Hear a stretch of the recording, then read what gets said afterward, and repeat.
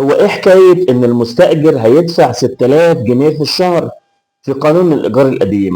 في تطور مهم جدا في ملف شقق الإيجار القديم وموضوع التقسيط. ركز معايا وخليك معايا لنهاية الفيديو عشان تعرف ايه التفاصيل.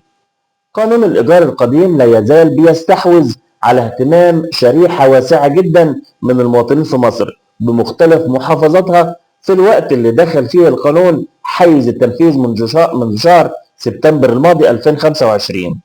خلال الأيام اللي فاتت تم تشكيل لجان حصر على مستوى كل محافظة، مهمتها تقسيم المناطق السكنية المؤجرة إلى مناطق متميزة ومناطق متوسطة ومناطق اقتصادية اللي هي أقل حاجة، وفي معايير بتشمل الموقع الجغرافي ومستوى البنى والمرافق المتاحة وشبكة الطرق ووسائل النقل والقيمة الإيجارية السنوية للعقارات. يعني التقسيم بيتم حسب كده: في منطقة راقية فيها نوادي ومواصلات وطرق، في منطقة متوسطة، في منطقة أقل شوية.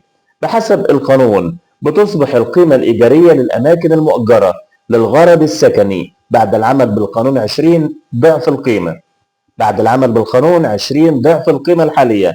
المناطق المتميزة حد أدنى 1000 جنيه و10 أضعاف القيمة الحالية. للمناطق المتوسطة بحد أدنى 400 جنيه و10 أضعاف القيمة الحالية. للأماكن الاقتصادية خالص بحد أدنى 250 جنيه. ويلتزم المستأجرون بسداد مبلغ 250 جنيه شهريا مؤقتا دلوقتي حتى انتهاء لجان الحصر، مع إمكانية سداد أي فروق لاحقا على أقساط شهرية.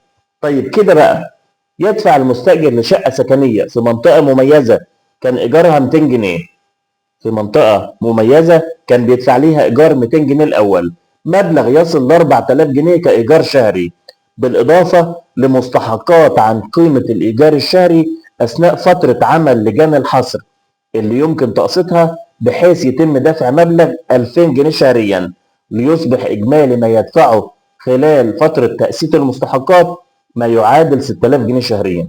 يعني لو واحد كان ساكن في شقة في منطقة مميزة جدا وكان إيجارها 200 جنيه، ال 20 ضعف بتوعها هيبقى 4000 جنيه. واحنا متفقين ان من ساعة اقرار القانون في سبتمبر الماضي هيتم دفع 250 جنيه شهريا.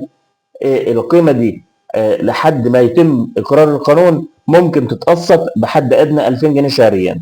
هنضيف ال 2000 على ال 4000 اللي هم قيمة الايجار يطلع 6000 جنيه.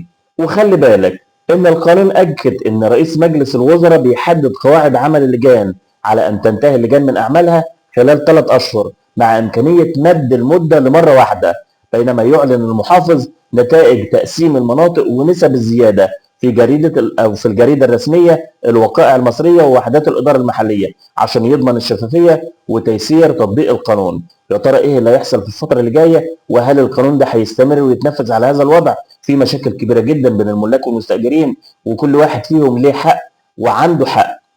تابع معايا بعد كده، هجيب لك كل التفاصيل الجديده. ما تنساش تعمل لايك وشير للفيديو.